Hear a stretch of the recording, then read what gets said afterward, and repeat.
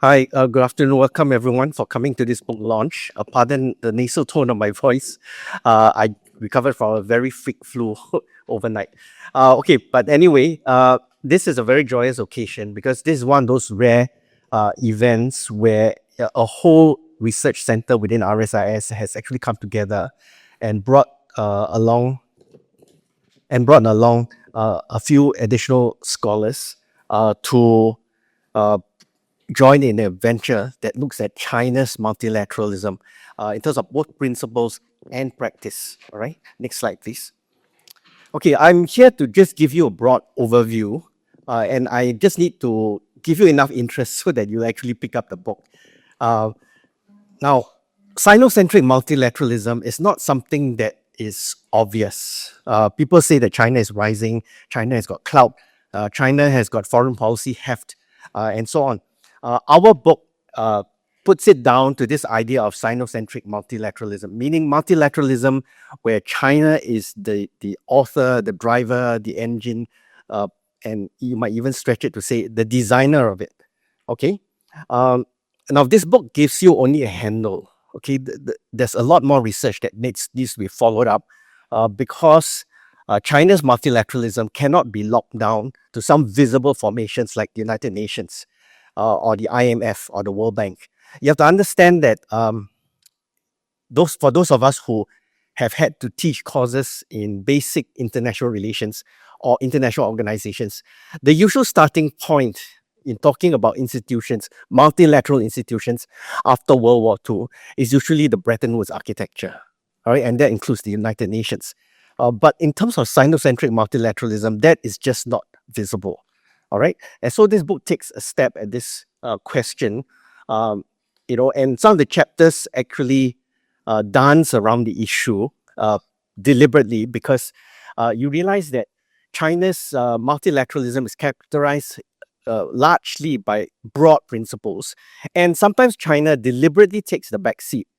Okay, those of you who have done deep courses on basic hegemonic frameworks in international relations will realize that when you talk about hegemony or say embedded liberalism, etc., there is a very clear leader, i.e., the United States, as the center, the spider in the center of the web of multilateral order after 1945. But in the Chinese case, it's there. It's just that it's not easily discernible. All right. So in our various chapters, we look at the Belt and Road Initiative as a form of multilateralism. And what's interesting about the BRI, and I won't steal the thunder from my colleagues who are going to talk about it, in some of the chapters, is that the whole idea of development is brought up front and center. All right, development is something that's easily forgotten. If you look at the standard account of the liberal international order, and development here basically means 90%, right, of the membership of the United Nations is drawn from the ranks of the global south, or back then it was called the third world. Okay, and building bridges, literally building bridges, railways, roads, ports, right, matter hugely to development.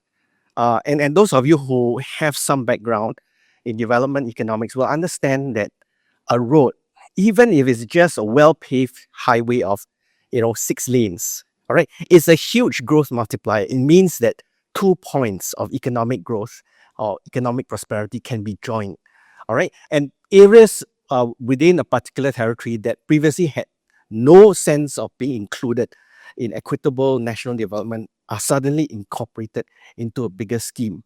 All right. So the BRI is a form of multilateralism in the sense that it puts development at the center of it. China ASEAN. Okay, we have a wonderful chapter by Miguel. He'll talk about it at length, where the China ASEAN relationship is actually very complex. It straddles the extremes between bilateralism and multilateralism at the same time. And without letting too much of the cat out of the bag, he does say that China's influence in ASEAN partly revolves around the idea of a vacuum. How much would ASEAN members allow China to fill that vacuum in a kind of multilateral intervention with bilateral aspects to it? Okay, so this is why China-ASEAN relations as a case study is not easily amenable to your big picture analysis that you associate with your usual liberal international order.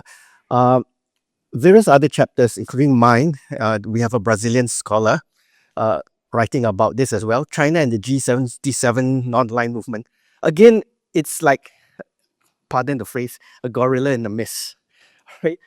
China's leadership is there, and China has openly said, when we lead the G77, we are always careful to call it China and G77. That's how multilateralism is practiced. Okay, it doesn't want to act as the one that openly lectures, all right, the less developed amongst the global south.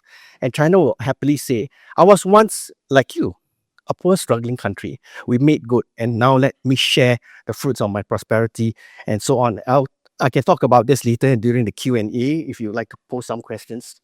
What are the implications for the global order? This is where I think if you look beyond the headlines, and of course today's headlines are filled with the sound and fury, all right, pardon the turn of phrase, the sound and fury of American and Israeli bombs landing on Iranian towns, urban centers, and so on. If you look beyond that, there is a lot of quiet multilateralism taking place, and this book tells you that China is driving some of these things. Okay, next slide, please. There's a lot more to be done in terms of indicting Western-centric studies.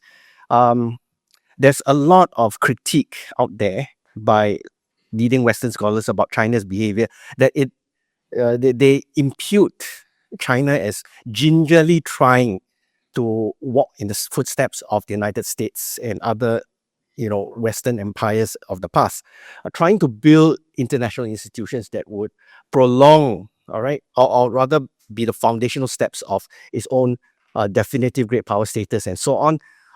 Western-centric literatures also tend to be dismissive, as they have of ASEAN, as talk shops. And in many ways, it's so easy to condemn the Belt and Road Initiative as a kind of talk shop, all right? And then, certain Western commentators like the attached labels, the BRI, like, debt trap diplomacy, and therefore we should not talk about it.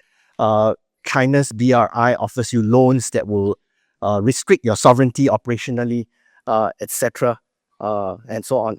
Okay, we are going beyond that in the sense that you have to understand that China acts very proactively towards ground sentiment, all right? And a lot of these global south states, they want roads, they want ports, they want airports, etc. They want high-speed rail. And support for China is there. It's resilient, okay?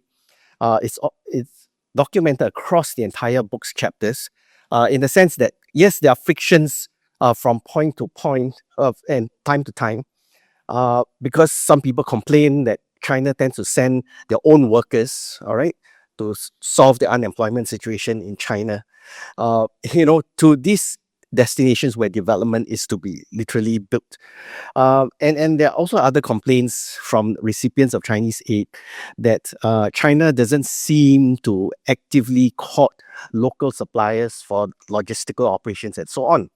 But that said, China still has an appeal, all right, for various reasons. And one of them is definitely diplomatic. If you want to tell the first world donors that for all your human rights conditionality and other kinds of political conditionality, I can turn to someone else, all right, and that's China.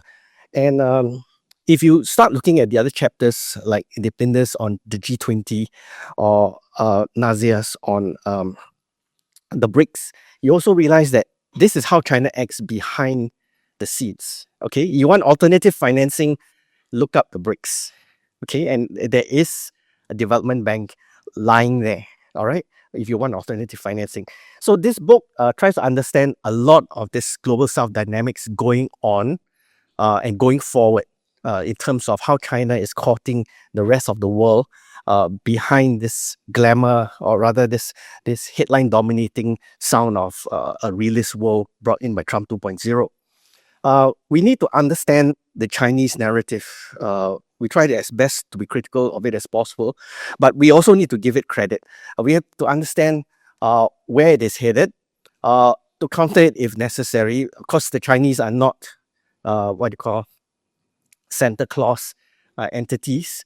And they do attach certain strings. It's just that the strings are perhaps looser than one would have imagined if it were a Western donor.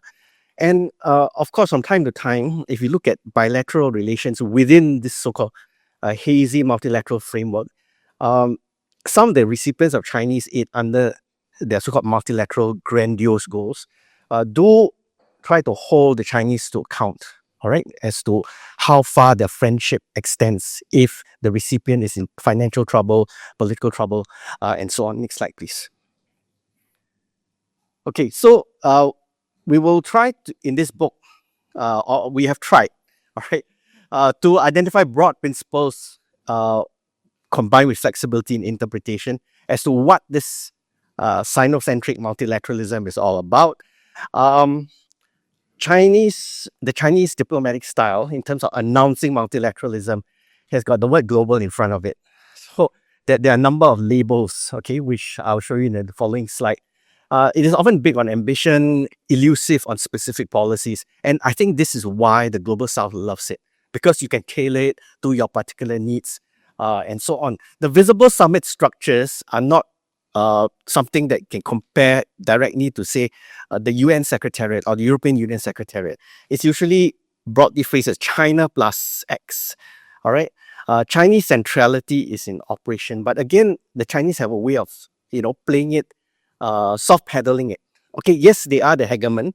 African states, which make up the majority of the G77, for instance, are quite happy giving China the acknowledgement because China doesn't step up to the podium and say, it's all about me. Okay, it doesn't have to do that. Others will acclaim its presence and so on. And global support for China derives from frequent interactions, both bilaterally and multilaterally with China on the development front. Next slide, please. Okay, this is the table 2 that you find in the second chapter. And okay, this is a late inclusion.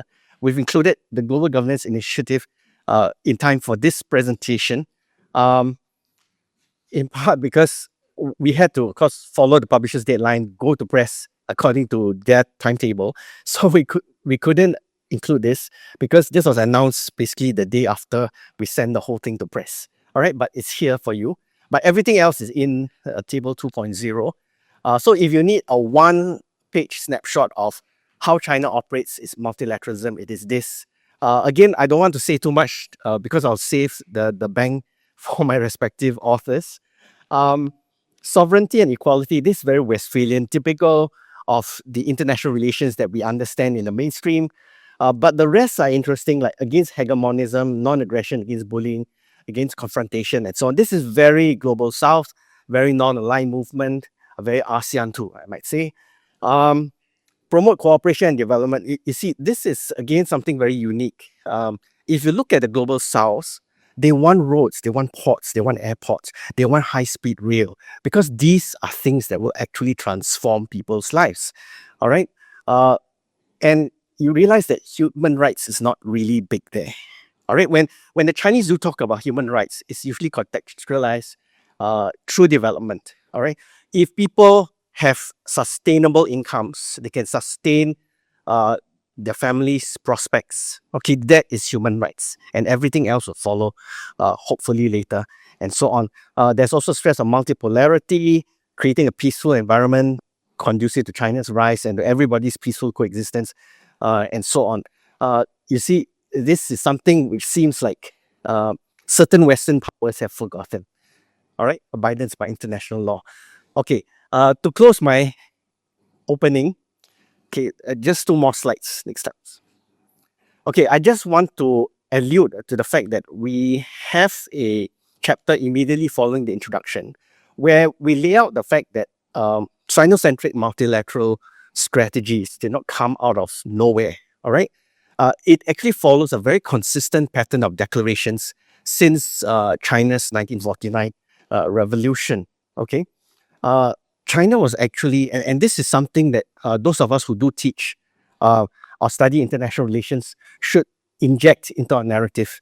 China was actually there when Bretton Woods was up and running. It's just that people ignored its voice, its views. All right. A mix of ideology, rejection, and selective embrace. Um, on the surface, you can say that there are shades of realism in the way Maoist China initially talked about international relations and the need to reform it, and to a large extent still does. But the global south of third worldist orientation is still there. And unlike certain China scholars, we believe that traditional values, going back to the pre-modern times, the idea of Tianxia, which is a kind of cosmological view of the world, okay, with China in the middle, serving as a benign leader, is still persisting in the way they look at the world. Last slide. Okay, and if you bring the story up to the present, all of China's leaders, from Hu Jintao to Xi Jinping, talk about these kinds of phrases that cannot be locked down easily to your mainstream international relations theory. And of course, all these initiatives with the word global in them. How do you find the precise comparative analogy to what we have in mainstream IR? Okay, we usually cannot, all right, unless you compare and contrast and so on. And of course, in the Chinese worldview, the security dilemma is downplayed, all right? Okay, I also need to put in a bit of an exclaimer here. Okay, I'm here because I'm one of the major authors in this volume. All right, Dr. Joel Ng, who's sitting in front here, is actually the rightful editor. He's just been caught up in the travel chaos in the Middle East over the weekend. He's thoroughly exhausted. Okay, that's why I'm speaking on his behalf. But you can still post questions for him later. All right. Okay, I leave it here, and Nazia, you start the next round proceedings. Thank you. The opportunity started the complex for today's discussion. I'd now like to invite our group discussants, Associate Professor Lee Minjia, Provost Chair in International Relations, Associate Dean Academic Affairs, and Head of Graduate Studies at RSIS. Professor Lee will offer introductions on the book and situate its contribution to in the broader scholarship on China's foreign policy and global border. Well, good afternoon, colleagues and friends. Well, thank you very much, colleagues, for inviting me to serve as the discussants for this very timely and important book. Alan has already given an excellent introduction. I'm not sure whether I can add any additional useful, valuable points. But let me try to share a few thoughts.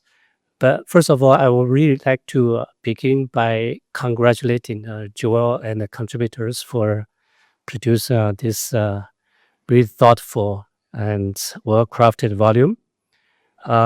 We already know that this book addresses one of the most important questions in contemporary international relations today. And the question is how China is reshaping global and regional governance as its power and influence expands. The concept of Sino-centric multilateralism, which anchors the whole book, provides a useful analytical lens for examining the evolving institutional landscape in which China increasingly plays a central role. Let me very briefly highlight three major contributions of the book, as far as I understand. First, the book provides a systematic conceptual framework for understanding China's approach to multilateralism. As many of us know, I'm sure our students in this audience also know, much of the existing literature tends to frame the debate in rather binary terms, right? Either China is a revisionist power that seeks to overturn the existing international order, or it is largely a status quo power operating within existing institutions. What this book actually shows is that reality is much more complex. China is not simply rejecting multilateralism, nor merely adapting to the existing international institutional order. Rather, it is actively constructing new norms and new forms of multilateral cooperation in which China itself occupies a central convening and coordinating role. By conceptualizing these phenomena as Sino-centric multilateralism, this book provides a useful way to capture the institution building and agenda setting strategies that China has increasingly pursued in recent years. Second, the book offers an empirically very rich explanation and examination of the diverse institutional platforms through which China engages the outside world. These include a wide range of mechanisms such as regional dialogue forums, partnership platforms, and trans-regional initiatives. The case studies that you will find in this book demonstrate how China has experimented with different institutional formats, some relatively informal and flexible, while others more structured and institutionalized. By examining these mechanisms in a systematic manner, the book helps all of us better understand how China's institutional strategy is evolving and how these platforms function in practice. Third, the book makes an important contribution by examining how other countries and regions respond to these China led initiatives. Too often, many scholars discuss China's global role will focus almost exclusively on China's intentions and strategies. This volume, however, reminds us that the emerging order is not only shaped by China. It is also shaped by the responses, adaptations, and sometimes resistance of other actors. Beyond its scholarly contributions, I think the book also has very important policy relevance. For policymakers, the concept of Sino-centric multilateralism helps illuminate how China is exercising its influence through institutional entrepreneurship rather than simply through its material power. Many of China's initiatives operate by providing platforms for dialogue, development, cooperation, which was highlighted by Alan in his opening remarks, and connectivity. These institutional frameworks often allow China to shape agendas, norms, and networks in ways that gradually help expand Chinese influence.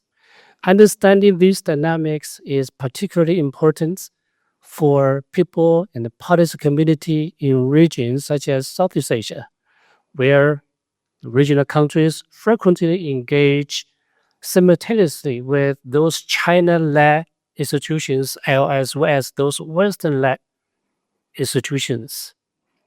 At the same time, the book raises several important questions that could be further explored in future research, in my view. One question concerns the long term institutional trajectory of these Sino-centric multilateral frameworks. It would be interesting to explore whether these arrangements will evolve into more formal and rule-based institutions over time, or whether China prefers to maintain a certain level of institutional flexibility that will continue to allow it greater strategic autonomy. A second issue relates to the relationship between Sino-centric multilateralism and the existing liberal international order. Of course, many of us will have a lot of questions on this whole issue, the terminology of liberal international order. But in any case, the question is, are these China-centered institutions primarily complementary to existing global institutions, or do they represent a gradual process of institutional fragmentation at the global as well as the regional level? Finally, another promising area for further research concerns the domestic drivers of China's multilateral diplomacy, which is an area that myself has been looking at in my own research. China's institutional initiatives are often shaped not only by central government's strategies, but also by bureaucratic actors, policy entrepreneurs, and sometimes even subnational, local actors in China. Examining these domestic dynamics, in my view, could further help us understand how these Sino-centric multilateral frameworks develop. Let me conclude by reiterating that this book makes a very timely and important contribution to our understanding of China's evolving role in global governance and multilateral institutions. As the international system undergoes tremendous changes, many of which have been caused by President Donald Trump's policies, I'm sure you agree with that. Understanding how rising powers such as China shape institutions and norms in the world will remain a central challenge for scholars and policymakers. This book provides an excellent starting point for all these conversations. Once again, congratulations to Joe and contributors for this excellent output. And we look forward to more discussions by the panelists this afternoon. Thank you very much. Thank you, Professor Lee, for those insightful remarks. We'll now turn to our contributing authors who will present on their respective chapters. First, we have Dr. So-Hyun Lee, Senior Associate Fellow at the Center for Multilateralism Studies and co-director of the MSc International Political Economy program at RSIS. Dr.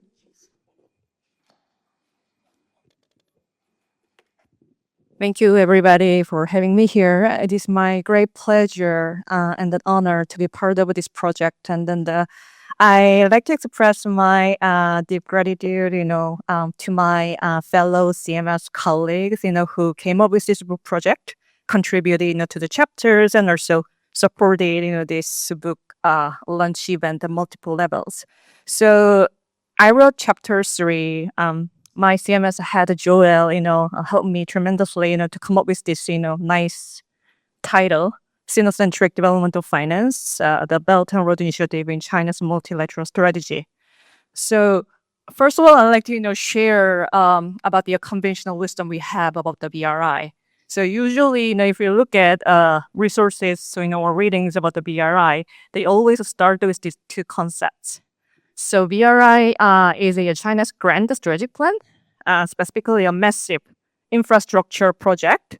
And then it consists of two different dimensions. So one is SREB, which means the Silk Road Economic Belt, which refers to the building of a series of road, rail, port, pipeline across multiple regions, specifically China with specifically Central Asia and Europe. This is one dimension.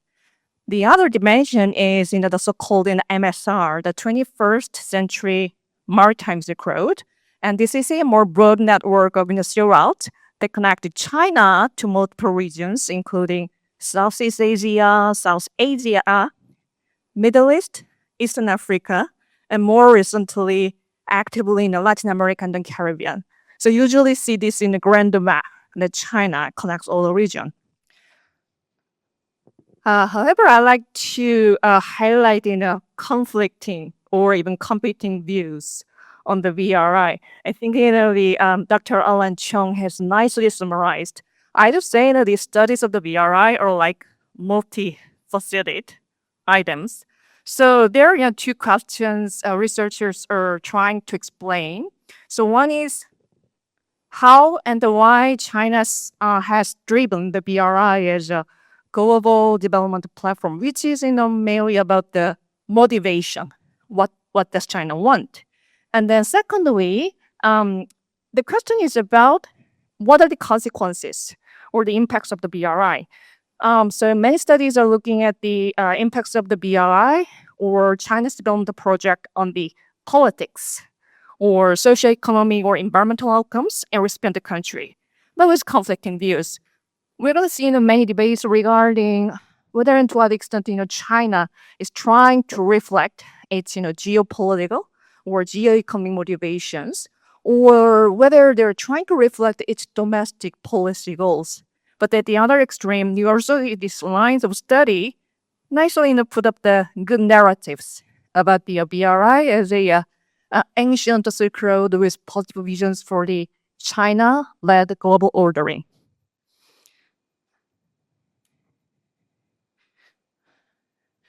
So I like to remind that at the other field, I'm specifically referring to the burgeoning literature from international political economy studies. They do not really care about the narratives of the BRI. It's more about they're seeing how how China has risen as a single actor in the field of the international development finance, and specifically how the ongoing competition between China's BRI and the existing traditional aid paradigm from the international organizations or other Western donors have affected recipient country. So what we do see here is that there are layers of contrasting features. Aid from international organizations, including World Bank or United States traditional donors, it comes with a lot of conditionality, good governance, or sometimes a neoliberal reform. But it has a clearly defined development goal and with a proper level of conditionality. Chinese in the BRI as a foreign aid, it has a lot of attracting features. Principles of non-interference, no conditionality, harmony. So if you look at this analysis of white papers regarding the BRI, you're gonna see a beautiful layers of words: cooperation, development, reciprocity. But the empirical studies of the BRI found interesting layers of findings.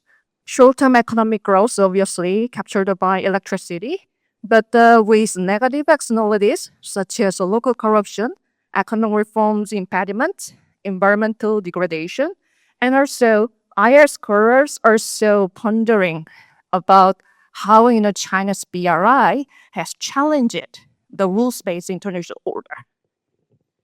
So, the reason I am showing you this background information is to situate my chapter within this study. So my basic premise here is that instead of going with the argument whether BRI is good or bad, I am trying to locate in the Chinese BRI as a development of finance, specifically with an emphasis on ASEAN region. And then the starting point is to acknowledge that the scale and scope of China's overseas grant loans, it exceeded those coming from existing traditional donors already 8 years ago.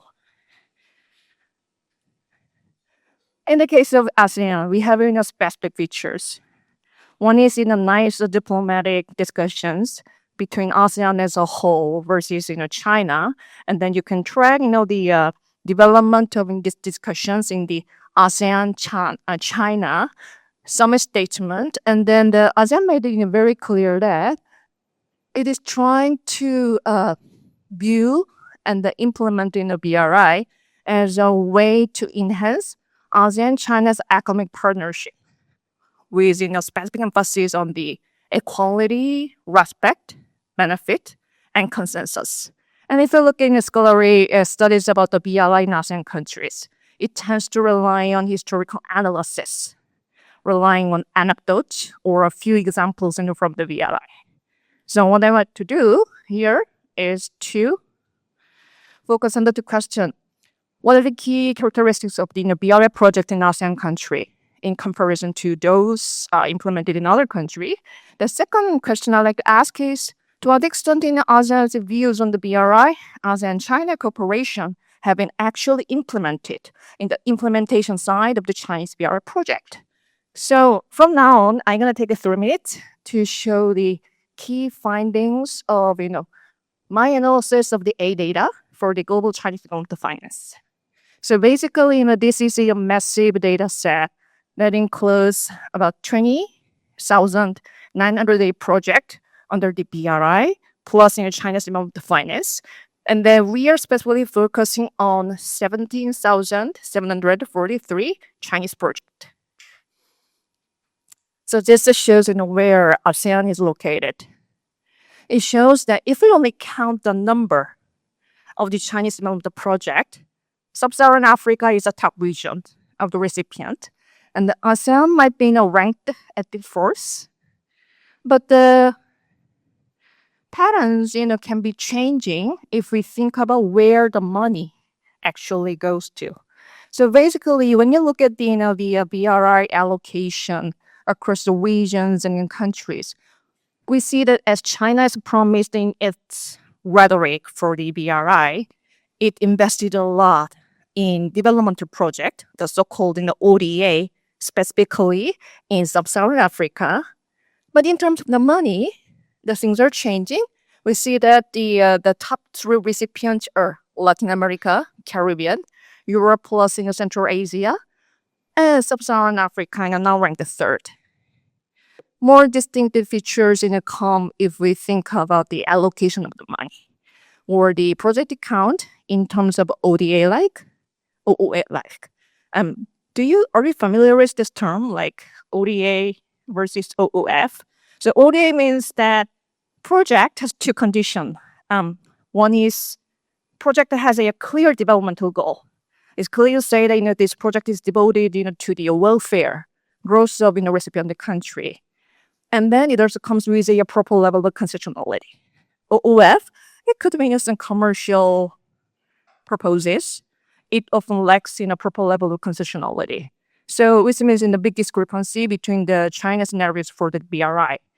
And then now we are seeing that if you look at the number as promised by China, ODA-like project is the top category, but the money shows that about 70% of the financial commitment under the BRI goes to OOF, not ODA. And we find a similar patterns if you look at the allocation of the grants and loans. Again, by project account. This is where countries might believe, we are having this cooperative relations with China. They're creating this so many development projects. And then this is approved by the pattern. Also, ASEAN countries the grants are greater than the number of the project for loans. But in terms of the money, things is always being flipped out. So now we are seeing that what we found from the project account according to different purposes under the BRI, we will get a very contrasting view regarding what Chinese development projects are actually trying to achieve. Some interesting patterns from the allocation of the project and the money under the BRI within ASEAN countries. It might not be so surprising that Cambodia here and then Myanmar, they might be marked as a top recipients of the China's BRI project in terms of project account. Some might say that they're more closer to China, many divisions compared to other ASEAN countries. Again, if you look at the money, the picture is entirely changing. Indonesia is the top recipient of the Chinese BRI project in terms of its financial commitment. And then the money actually goes to Myanmar and Cambodia, got much, much smaller. And now we are also looking at the grant and loans in terms of in the project account. It is the grant category where we see a huge concentration of the Chinese development project. Money shows that it is loan that accounts for more than 92% of the financial commitment comes to loan category rather than grant. So where does it leave us? I'll just add a few lines. Here, from these key features of Chinese development finance to be our member country, we see a big discrepancy between what China has promised at the diplomatic level or in its agreement with the BRICS country. And data tells an entirely different story. That's the one thing we may need to ponder further. The other part is, linking my chapter to the grand theme of the book. One is, we see this unprecedented scale of the development financing from China, which suggests that now we are seeing a shift of the main pillar in the international aid paradigm from the US to China somehow. But there is one remaining question we may need to think about, whether this Sino-centric multilateralism in global development finance will be continuing or consolidated. If the allocation does not reflect the development goal of the recipient country on the one hand, the other part is whether this is a main channel that reflects China's geopolitical motivations. Thank you, everybody.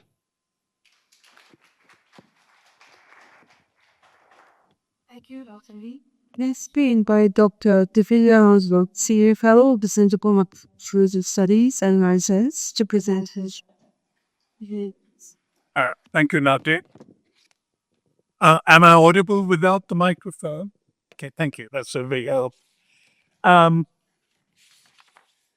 So in the interest of sticking to the time limit, I'm prone to meandering. I'm going to stick to the script that I have, so please bear with me. I should also let you know I'm an economist by training, with pretensions to learning political economy. So I will be fairly reductionist in my approach. Okay, unlike the distinguished IR and political science scholars we have out here. So I'm going to split my comments into three short sections. One's just a brief introduction to the G20 and what transpired until a transformative summit in Hangzhou in 2016. I'll follow that up with subsequent policies and the chaos that's ensued in global markets with the advent of the Trump tariffs. And in the concluding parts, I'll be sharing some thoughts on what lies ahead. And given very recent developments, if G20 is going to be facing an existential crisis, a very real existential crisis. So the G20 was established in 1999 following the realization that any domestic crisis was transmitted rapidly across national boundaries. And this is obviously an account of capital account liberalization, followed policies that had been literally thrust on countries by the International Monetary Fund in line with what's known as the Washington Consensus. Okay, so any solution required cross-border coordination in that case, and that was the rationale for setting up the G20. So initially it was just a meeting of finance ministers and central bank governors, but following the devastating global financial crisis in 2008, the then President Bush elevated it to a summit level meeting. So quick overview, the G20 today obviously comprises of the 20 leading economies. Two of them are groupings, the African Union and the European Union, accounts for 75% of global trade, 85% of global GDP, and 2/3 of the population. So China is the founding member of the G20. Because of a relatively closed capital account and very judicious management by the People's Bank of China, it was very marginally affected by the global financial crisis, not through finance, but obviously because other countries suffered, so it would have a bearing on trade. So during the crisis and the years after, China maintained a very constructive, helpful, and a cooperative approach. It went through voluntarily a substantial fiscal stimulus, which helped to boost demand from the rest of the world, and that helped to, gave a fillip to other economies as well.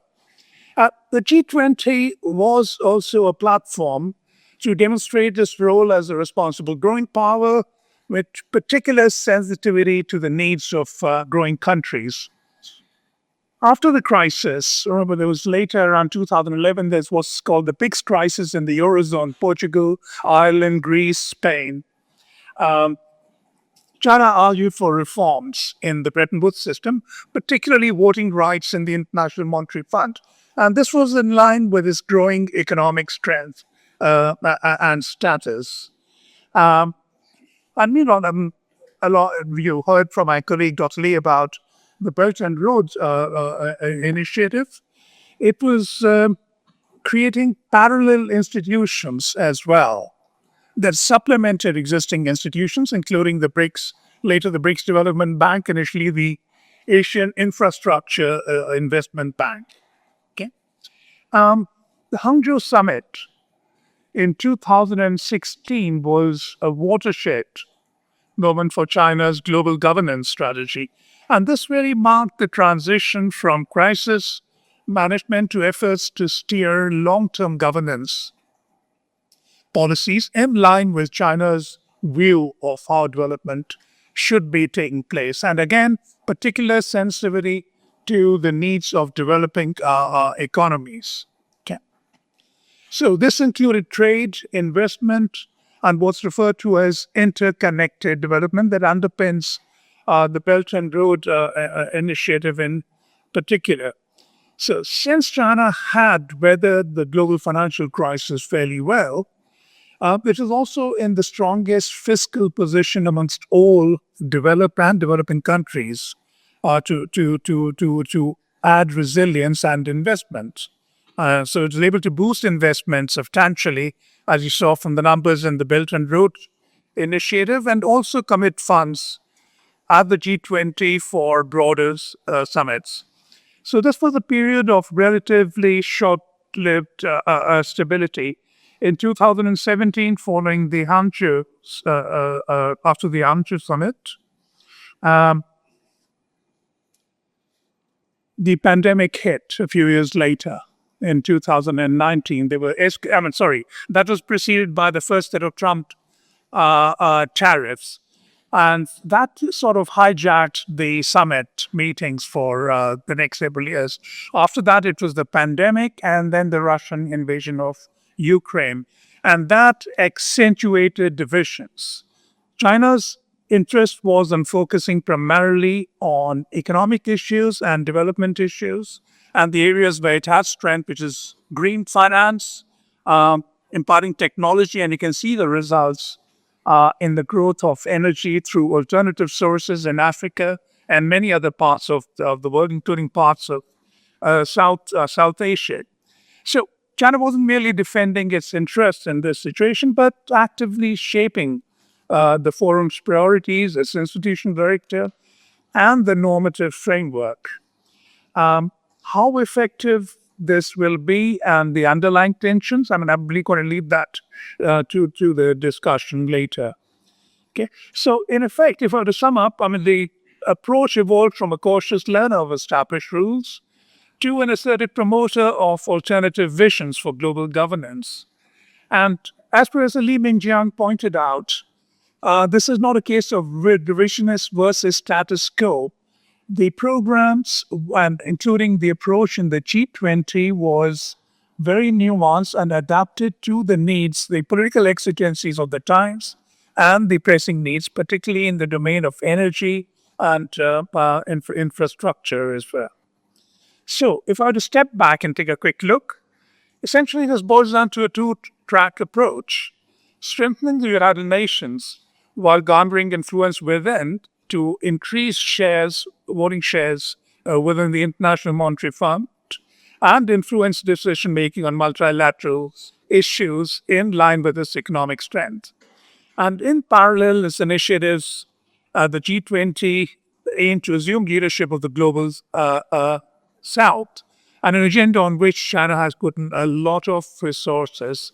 But this has also been learning on the go, given the intrinsic problems that keep on surfacing, particularly on the financing issues who are within the G20 and the 8 programs.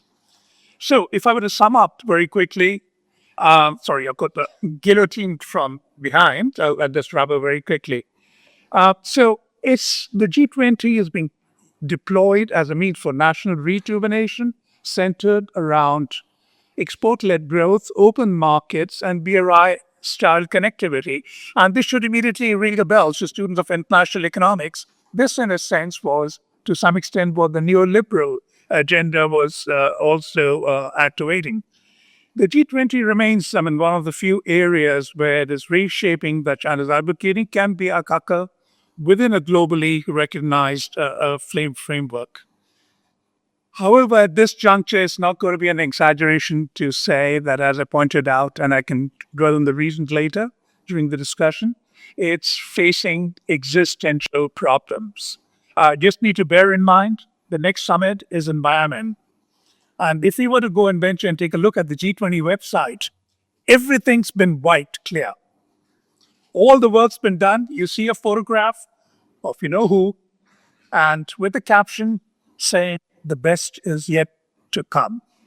Okay, so the two issues that I haven't touched upon, one is the reaction of other countries in the developing South to these initiatives, and secondly, the economic realities on the ground that need to reshape and revise, as both Professor Alan Chong and Professor Li Mingjiang pointed out.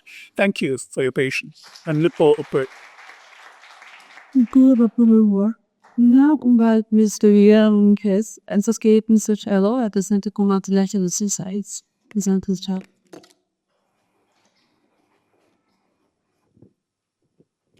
Azia, thank you.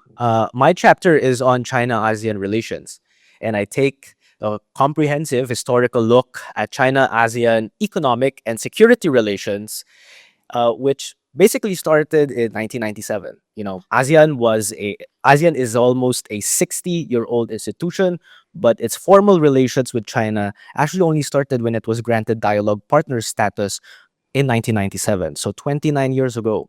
But this post-Cold War normalization set off a trajectory of positive relations between China and ASEAN in the economic and security fronts. But I argue that China continues to face challenges in co-opting ASEAN into a Sino-centric regional order because doing so would contravene ASEAN's principle of regional centrality. So first, let me take a look at the economic relations. So since 2009, China had been ASEAN's largest trading partner. And since 2020, ASEAN had become China's largest trading partner. So they're now each other's largest trading partners. And this trading relationship, the foundation of this is, of course, the ASEAN-China Free Trade Area, which entered into force in 2010. And of course, China had also bought into and is part of the Regional Comprehensive Economic Partnership, which was first introduced by ASEAN in 2012.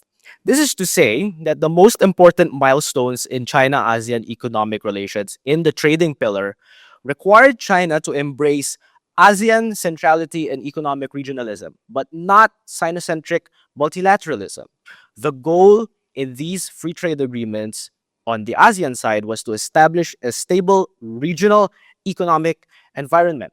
This is why China is not the only external dialogue partner which ASEAN has entered into a free trade agreement with. It has the same arrangements with China, South Korea, and Australia and New Zealand. So China has not always forced a revisionist Sino-centric model of multilateralism in its economic relations in ASEAN. There have, of course, been instances, as Suyin already illustrated, its development economic assistance through the Belt and Road Initiative.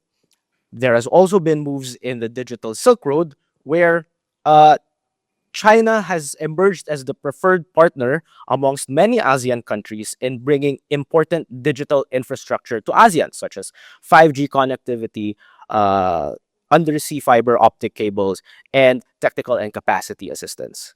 In this regard, China has faced little competition from other major powers because the low cost of digital infrastructure that China has offered was an attractive proposition to many ASEAN countries. And secondly, other major countries have offered a different kind of digital assistance to ASEAN. For example, Japan, it was more reliant on technical and capacity building assistance, skills for electronics engineers, for example, and only recently has started to challenge China's dominance in bringing hard digital infrastructure to ASEAN.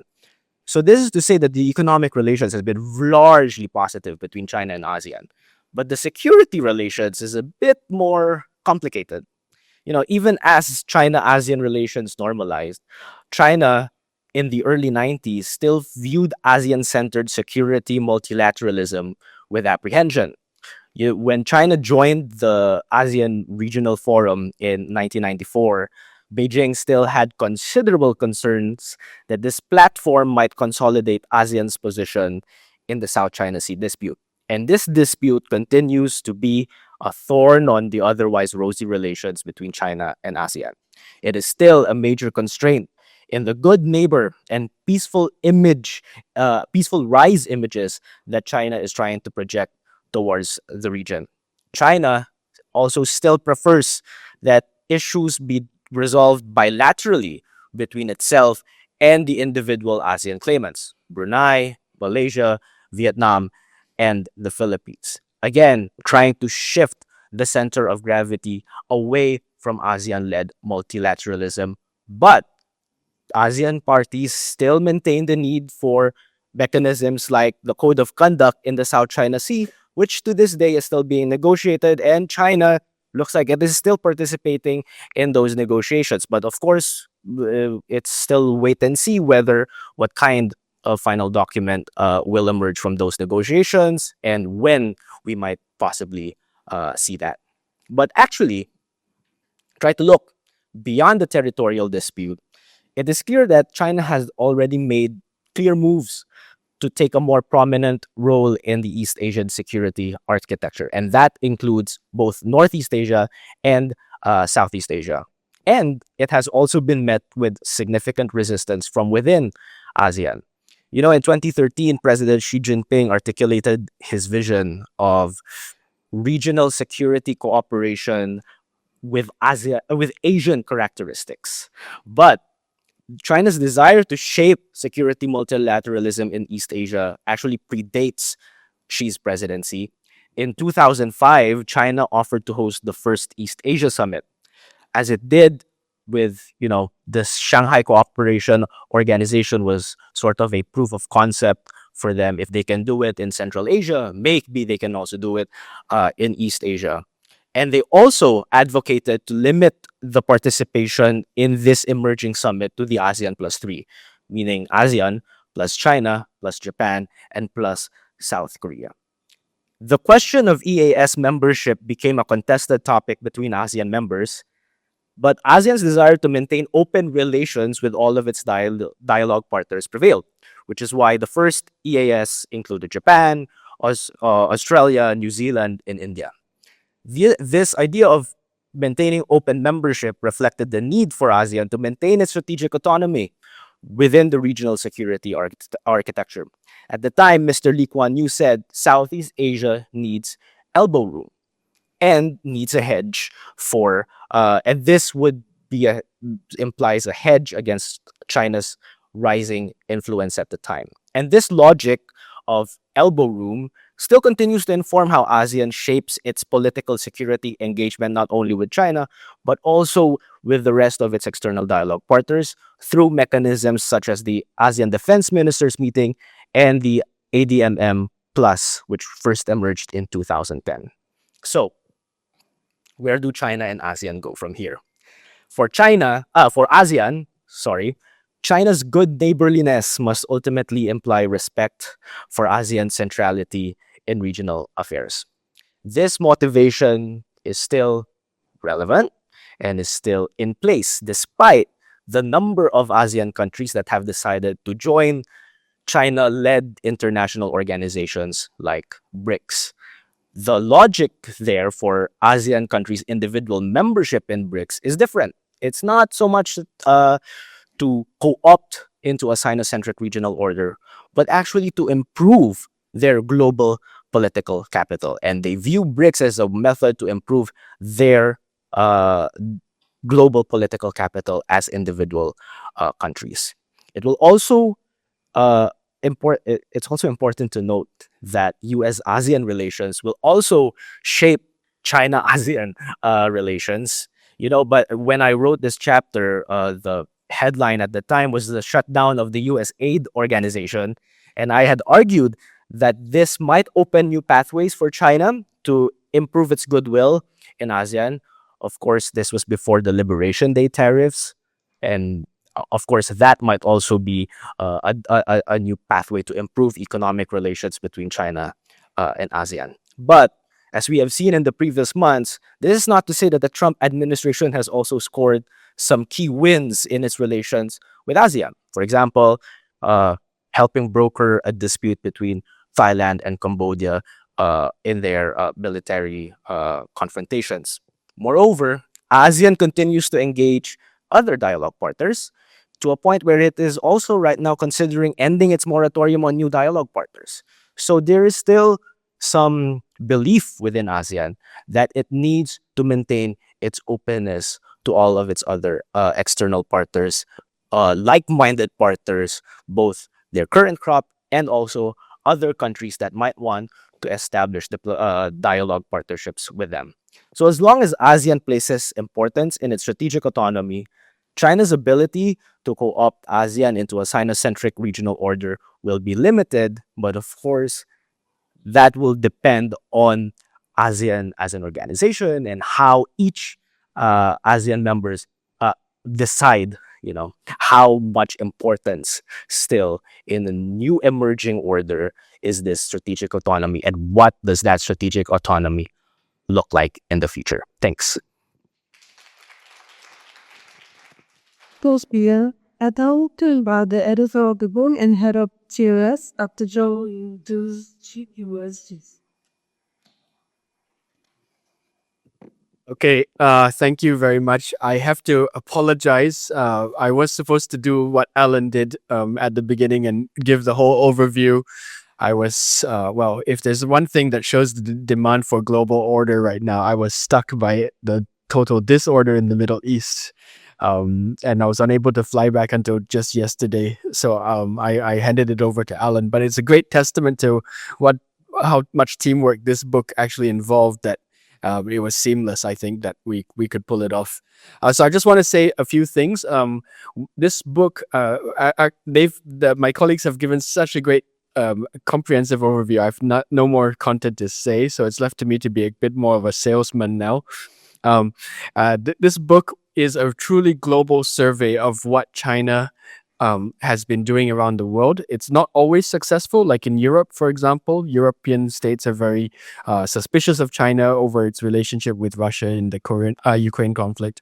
On the other hand, it's much more positive in, let's say, Africa and other places. And so I encourage you to have a look at all of these chapters. The empirical chapters are much more interesting. About what extent China is able to deepen its influence. I think one of the things I've realized in the current political discourse about the so-called collapse of the liberal order that Professor Lee had raised is that everyone's expecting China to come up, but very few people have asked, does China have the capacity to actually lead an alternative vision of order? And I think that our book actually comes quite close to answering that question in looking at various capacities China has in various multilateral formats, and then I leave you, the reader, to decide whether or not China has that capacity to devise its own new order. Anyway, with that, thank you, and thank you so much for coming. I think we'll move to the next step. Nazia, please. Thanks, Phil, and thanks, thank you to all presenters. We'll now move into the panel discussion and Q&A segment. Please introduce yourself briefly and keep your questions concise so that we may accommodate as many participants as possible. Thank you. Yeah, hello, doctors. I'm Zhang Jiuzhen. I'm from IR. I'm, of course, a postgraduate student in RSIS. I just want to ask Dr. Alan Chung about the China. You mentioned the Chinese supports. I mean the global support to China and its how sustainable it is. I just wonder. Currently, what specifically the Chinese support can be reflected and how China supports. Yes, anyone else? Start with how I get you to discuss.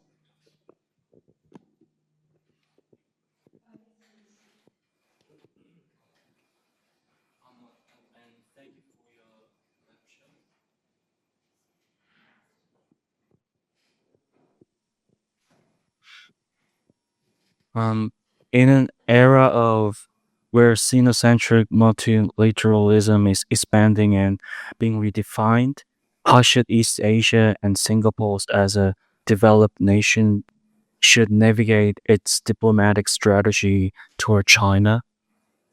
And this is my question. Thank you. I saw a hand on that somewhere. Yes.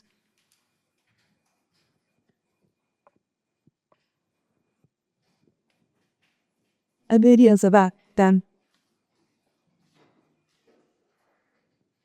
Thank you. My name is Ling Jing. I'm from Middle East Institute of NUS. I'm a research fellow covering China-Middle East relations. And given the current situation right now in the Middle East, my question is that do you think China's multilateralism platform can play any meaningful role in crisis management? Sorry, you didn't get it. We just pick up a bit. Is it? Oh, okay, sorry. Okay, my name is Ling Jing, and I'm a research fellow at the Middle East Institute of NUS, and I cover China-Middle East relations.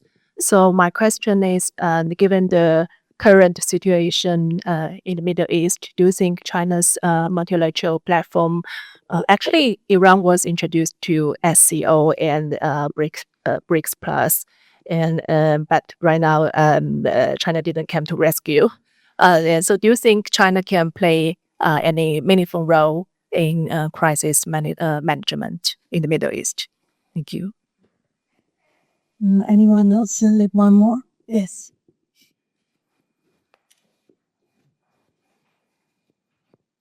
Hi, I'm Jelvin Jose. I'm doing MSc Strategic Studies at RSIS. Thank you for the presentation. First of all, there was a comment, the China-led multilateralism is also shaped by the regional responses by other players. And I just want to particularly understand how this is shaping the regional developments in South Asia, particularly the response from Indian side. Thank you. Okay. Yes, okay. Hi, my name is Kihan. I'm an assistant professor of IKP at RSIS. I have one quick question to Professor Lee Sian.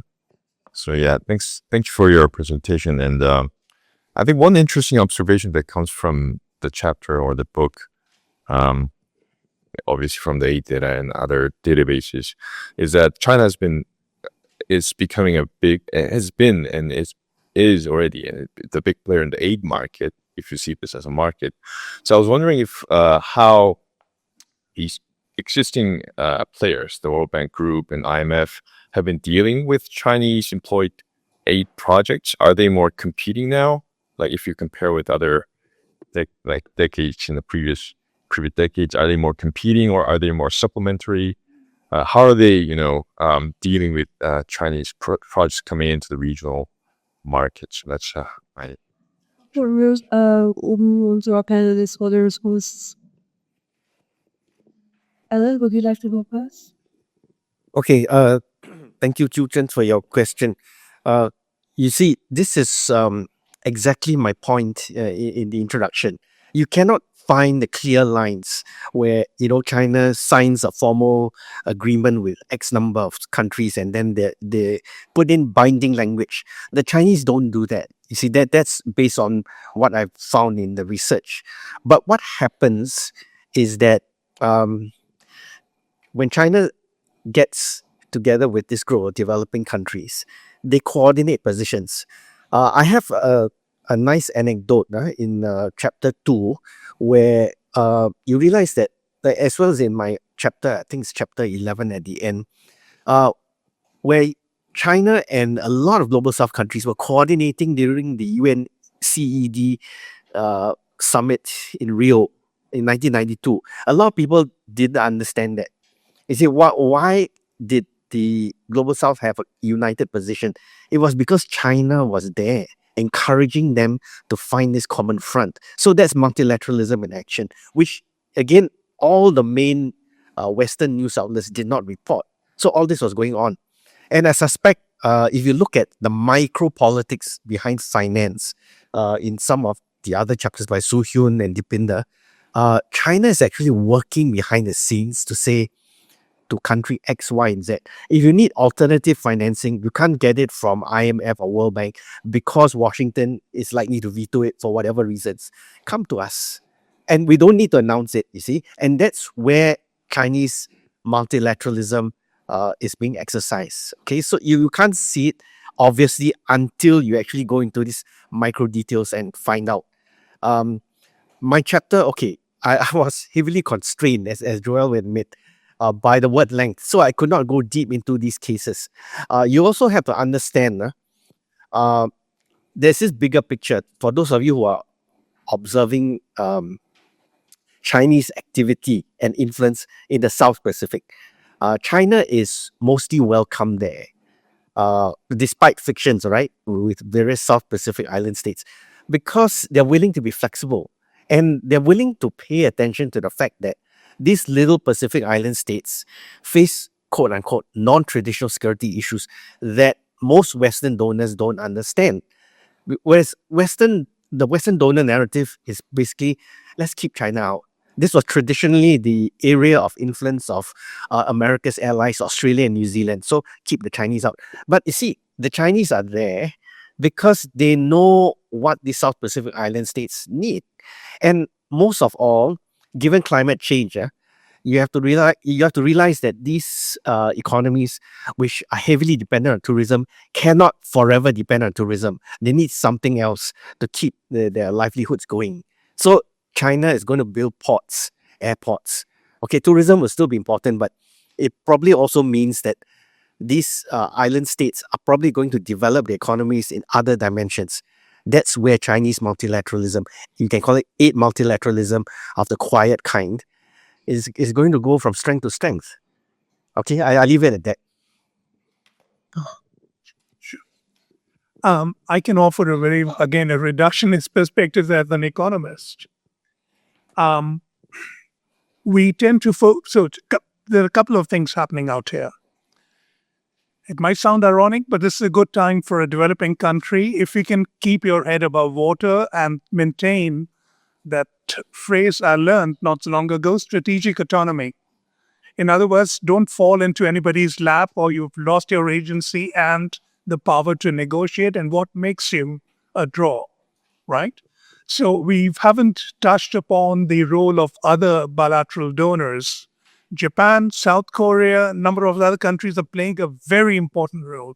I mean, if you take the example of Indonesia, there are two high-speed rails, right? Both Japan has one, Indonesia has other. China has the other. And this has been being repeated in many places. So in that sense, the prescription for a developing country is very clear. The part that we haven't touched upon is the behavior of developing countries themselves. How well and how sensibly and prudently you use both the technical and the financial assistance. And that is critical for your development path.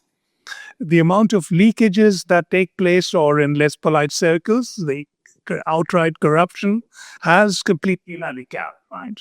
And it's also the IMF, if you use IMF and World Bank lending as a paragon, it is not a paragon by any stretch. If you turn around and look at the IMF's own internal evaluation organization, which is set up to enhance transparency, country after country after country, there are serious flaws in the design of the policy. And start wondering, like, when on earth are you going to learn and revise? But there's a clear political agenda underlying the front and the back agenda, right? It's a neoliberal, to use a very succinct term.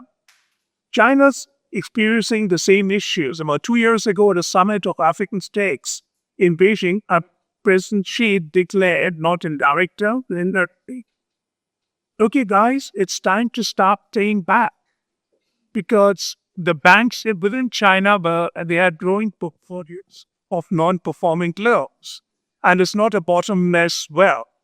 So one of the issues that China could have dealt with, I'm not sure, is something called the Paris Debtor Assurance Agreement, where all the lenders come together and you agree how to resolve the loan with the borrower on terms that are mutually agreed upon. And that provides a shelter. So China has reconsidering that, I believe, but they still prefer to deal with it bilaterally. The wisdom of that is too premature to pass judgment. Okay, maybe I'll touch on two of the questions at least. Crisis management, or what role does Sino-centric multilateralism have in security questions? That's hard because China hasn't been, these multilateral formats were really built around infrastructure and economic relations rather than security. I think the Shanghai Cooperation Organization is one exception, but the rest mostly were to expedite infrastructural development. And so China has not yet stepped into that role, especially because it's, let's say, as Miguel has already pointed out, in the immediate neighborhood, it's got difficult security relations with its neighbors. Then in the wider neighborhood, like things like security have hampered it in Europe, for example. And then in the other parts where it doesn't have a deep security problem, it also hasn't prioritized security relations at all, right? So Africa, Latin America, the Gulf, etc.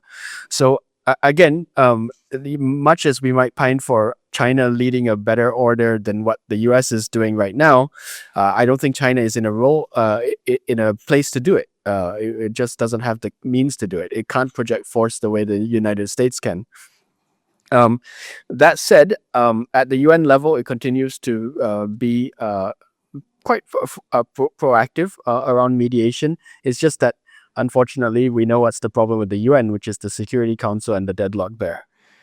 So about regional responses in South Asia, now India is, of course, the elephant in the room for South Asia.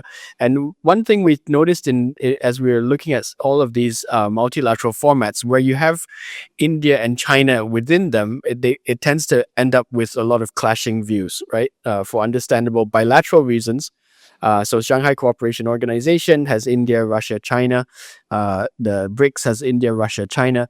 And in both of these multilateral systems, on economics particularly, there's very little agreement between them. Right now, unfortunately, the Western narratives have them viewed through the Ukraine lens and seeing like all three of them are in lockstep together over Ukraine, which is not true at all, but that's the way the media narrative goes.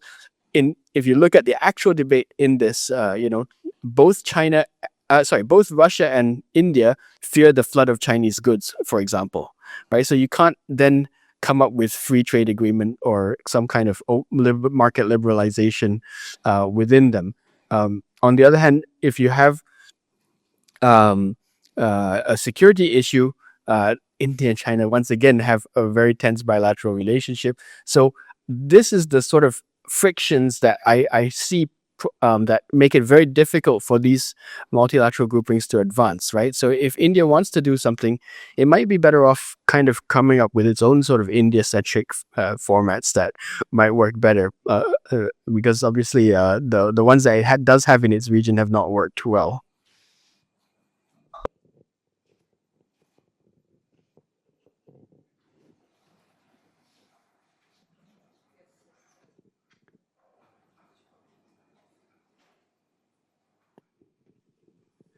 Thank you, everybody, for the questions. I think I can address on two different topics. One is, so what we can suggest to developing countries specifically with the rise of, the Sino-centric Chinese multilateralism. And the other is, for Kian's specific questions regarding how the rise of China in international development finance field has affected the practices, by traditional donors, including multilateral economic organizations or in other Western countries. So I'd like to start with the first one.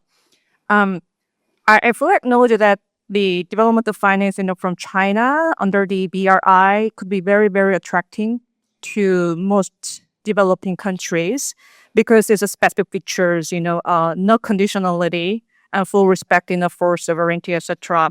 But I think there are multiple levels of different issues we need to think about. One is I'm not specifically, pinpointing China. It's more about what donors of foreign aid typically wanted over the past decades.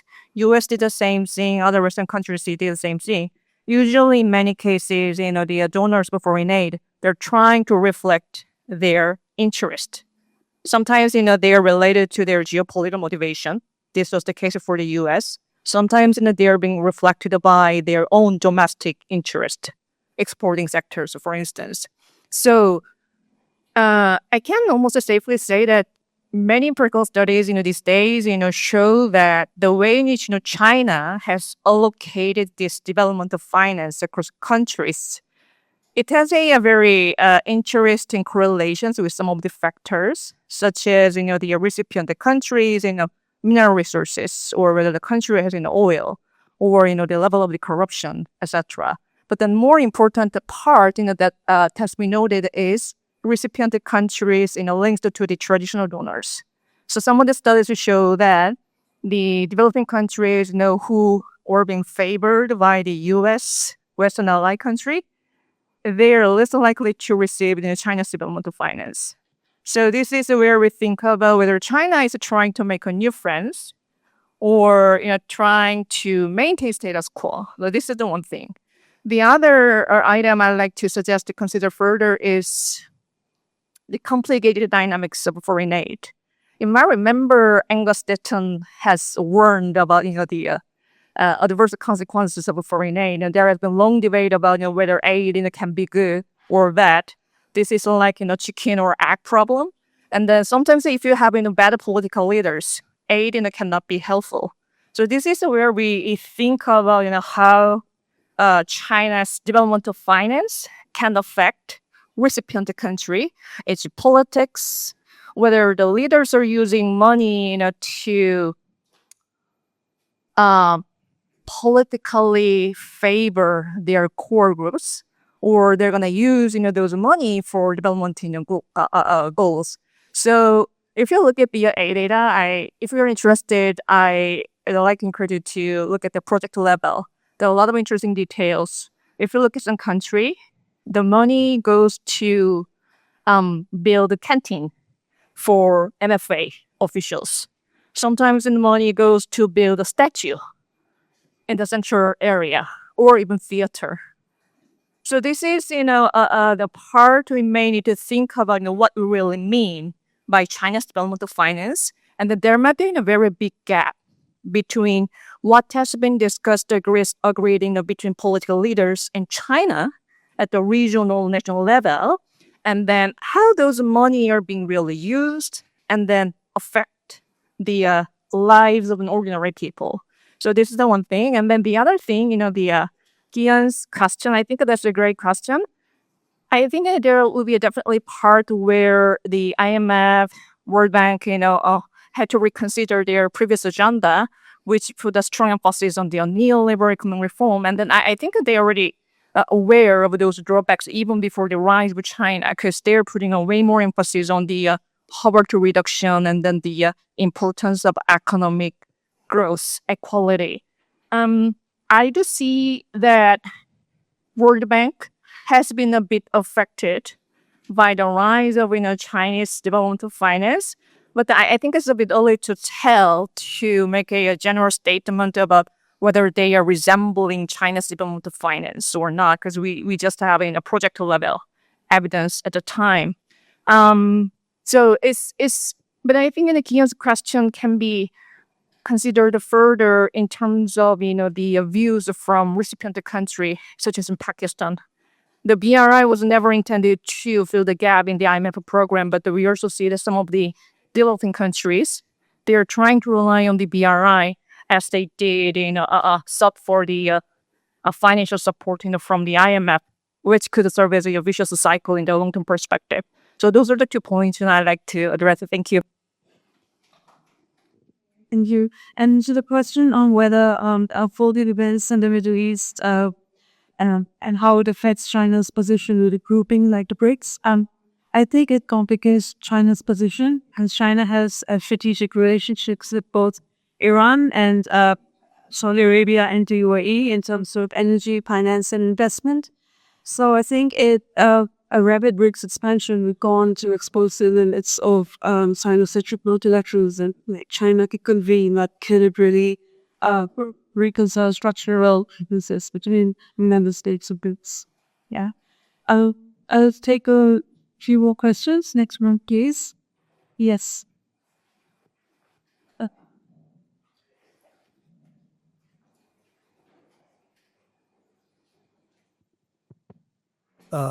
This is Ariful Haq. I am a postdoctoral at Center on Asia and Globalization at Alcoa School. So as I have understood from the discussions that the Chinese Sino-centric multilateralism is being shaped by responses of the actors, I think the other countries. Just for giving one example, recently Bangladesh signed a trade agreement with the USA just 1 week before. So there is a clause, I think, that the non-market, I think dealing with the non-markets. So even though Bangladesh last 15 years was capitalizing its, for should I say, taking the Chinese, I think the cheap, I think infrastructure facilities loan, but this clauses actually restricts the Bangladesh's engagement with China. This is due to the basically the geopolitical interest of USA. So what I think the global South country like Bangladesh's engagement with China being shaped by the US agreement on trade. So this is another dimension. So how do you think, I think this can be persuaded, tackled by a country like Bangladesh? Thank you.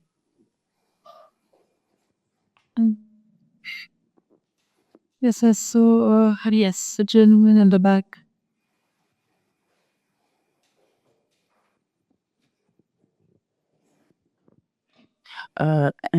Thank you for all the comments you guys, everyone is making. So my question is most of generic, so anybody can answer. But so you were mentioning about sort of like China is not sort of interested in sort of supplanting the IMF, right? And you gave the example of CPEC, I believe. I just wanted to sort of drill down on that a little bit, and I want to ask a sort of a related question. So, in the case of the CPEC, right, it sort of emerged that sometimes Chinese state policy and then trade policy sort of clashes. So, there's this concept that's emerged, and maybe you're aware of it, where China, when it invested in Pakistan, it helped them build all these power plants, right? And there are Chinese government financing, and then the government has like these debt obligations. But what ended up happening is they also sort of asked the Chinese government, asked them to lower trade barriers to almost nothing, which subsequently led to a massive flooding of like extremely cheap sort of solar capacity in the country that led to it becoming the most sort of active solar market in the world, to the point that people want electricity immediately, right? It's just a simple case. So what ends up happening when the electricity capacity is installed by private actors, which benefits Chinese corporations or SEOs or whatever, it ended up canceling out the Chinese government contracts, because now the Chinese government every few years has to renegotiate the loans or the roll over the debt, because its state power organizations like Sino-Power, etc., have these agreements to produce this electricity. But Pakistan doesn't even need the electricity now, but it has no money to give it to them. So how would you sort of place this in the entire calculus of their emerging world order, where two different sort of internal actors are sort of clashing when they reach outside? Sorry, it's a bit dense. Yeah. I don't know. Thank you for your presentation, Habib with CSIS Indonesia. So my question is, I'm wondering about your opinions, all of you, like to what extent China will continue to play along with this multilateralism? Do you think that China will behave like the United States and undermining its own architecture at the end of the day? What do you think of this? Thank you. Okay, we'll move back to Stephen's response to this. So I can take a stab at that's a very interesting and a fascinating case study. I don't think it was by design. There's unintended outcomes. So there was severe endemic power shortage. But solar panels are unique it's really unique in many respects. The price of a solar panel today, if it was $100 in the late 90s, it's 50 cents. And they're more sensitive photovoltaic. So you could be near the North Pole or right on the equator, and they'll work equally effective. So there's a huge amount of excess capacity, and these were being exported. And then small entrepreneurs, even at the household levels, factories realized there's a huge market. And they started buying from China.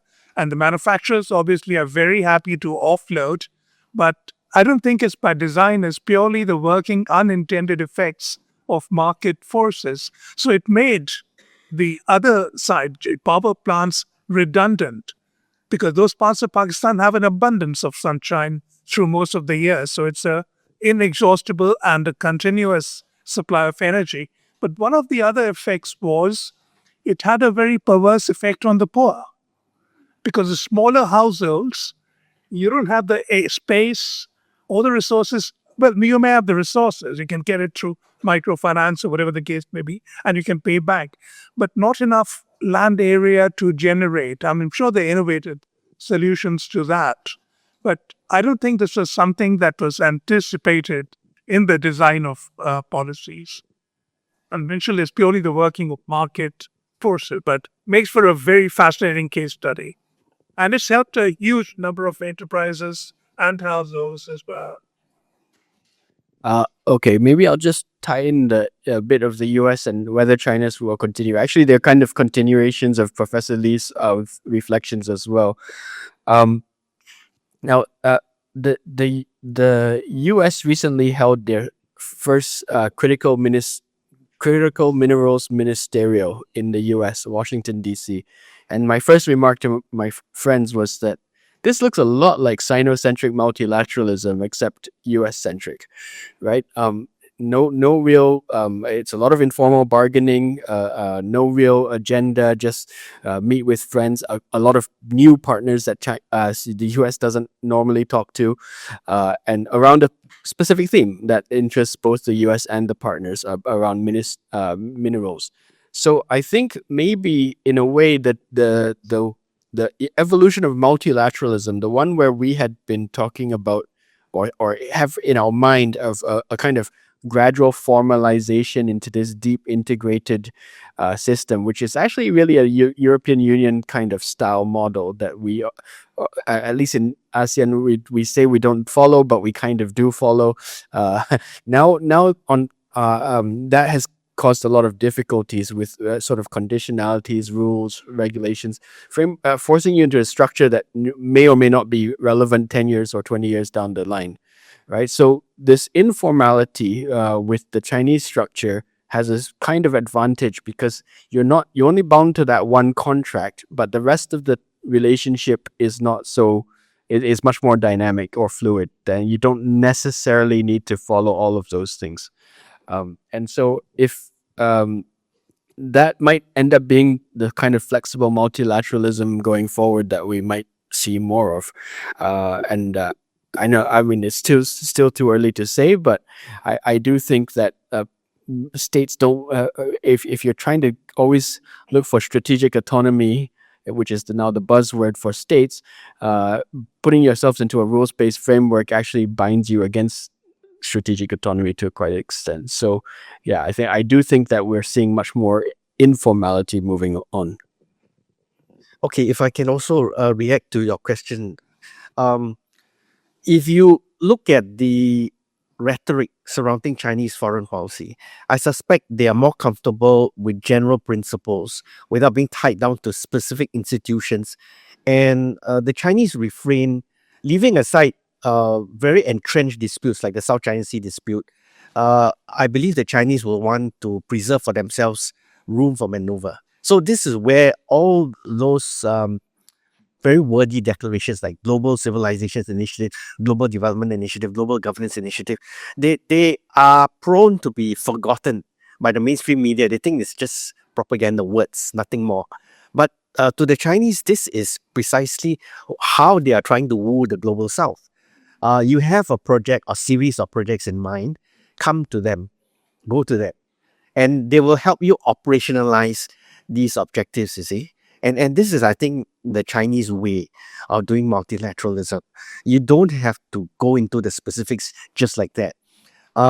Another case study, since we brought up Pakistan and Iran, is actually Malaysia. You look at how the Malaysians negotiated with China off and on, depending on the prime minister in power. So I think this is the elasticity dimension. And this is exactly what Joel was saying about the characteristic of informality. Okay, I call it elasticity. You can call it informality, but it means the same thing in the Chinese mind. And this is how you win friends. Not by telling them, I gave you 10 billion 2 years ago. Now I want payback. You know, this is the Donald Trump way. And that's why if you start deconstructing Trump's board of peace, I don't think it's going to go anywhere.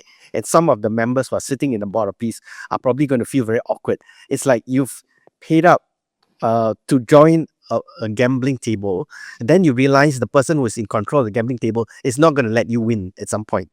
All right? You want to see something? See?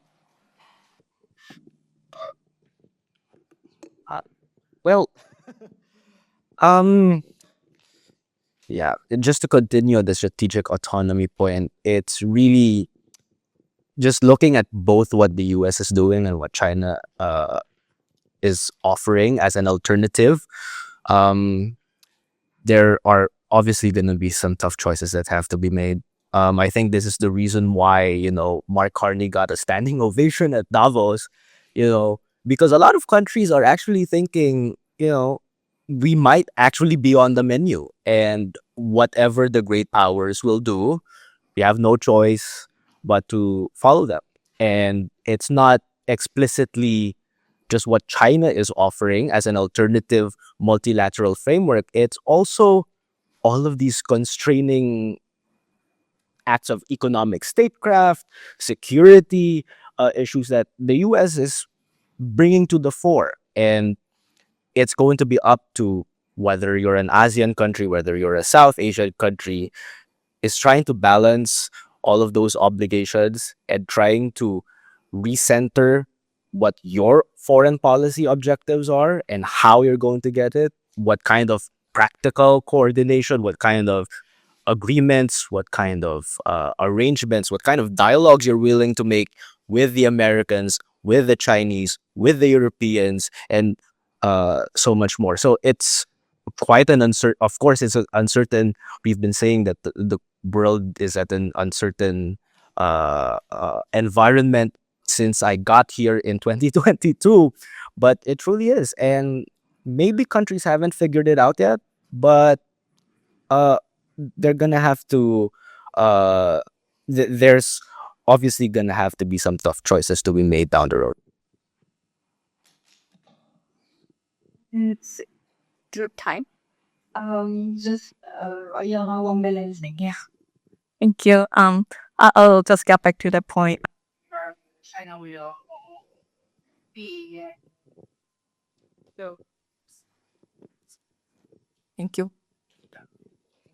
So I think China is really trying to be like the United States. At least that was my impression when I had this analysis about the BRI white papers, 11 of them, and then the also President Xi's speech regarding the BRI. It's really aggrandizing plan, and then it's amazing because they address all the topics in the world, like development, environmental or protection, importance of agricultural protection, etc. The list goes on and on. Even meteorology, Antarctica. My big question when I look at those documents is that there was no mention regarding how we are going to discuss any potential disputes. Because nicely suggest that we have this good promise we're gonna make it happen. But I think that's far from what is happening in the real world. But I do note that China has been very, very active in every dimension, especially within the United States. It's like you're seeing that many leadership positions are going to some of the Chinese officials. They're taking the leadership, and then in the IMF, they're also trying very hard to increase the importance of China's voting power, also putting efforts for RMB's internationalized ADC. So I think we need to see what will happen. But obviously, the United States is creating a lot of vacuum in many different ways because it has pulled out this presence from almost every international organization recently. So I do see the interactions a bit. I think the China versus all other country angle might be a bit misleading because except China and the US, we see a huge variations in countries' willingness to go with China. Even if, for the aid paradigm, I also see that, the aid experts in the European countries, they're way more willing to cooperate, with China because they do see that there are rooms for cooperation and good results. So I'm going to stop here. Thank you, everybody. I'm afraid we are out of time now. Thank you to all our participants for joining us today. If you are keen to have a copy available, we are offering a special the price and $72 only for today's event. Simply scan our QR code over there to make the purchases. Please don't ask outside proof issues. Thank you, everyone. 27,000.